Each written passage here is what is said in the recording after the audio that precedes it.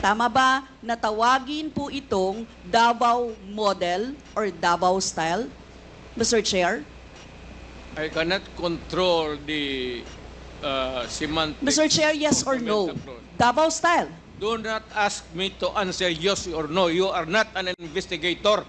Mr. Chair, tayo po ay nasa investigasyon kasalukuyan, Yes, Mr. but you Chair. are not an investigator. Why are you asking me to answer Mr. yes Chair, or no? tinatanong ko lang naman. Chair, point of Session order. suspended.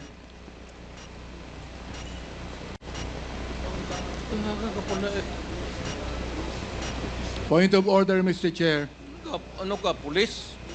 Ang tinatanong ko lang, sa particular question na yon, maaari naman siyang sagutin ng yes or no. And then the explanation, Mr. Chair. Opo. Opo. Mr. Do Pres- not control my answer, kung Your Honor.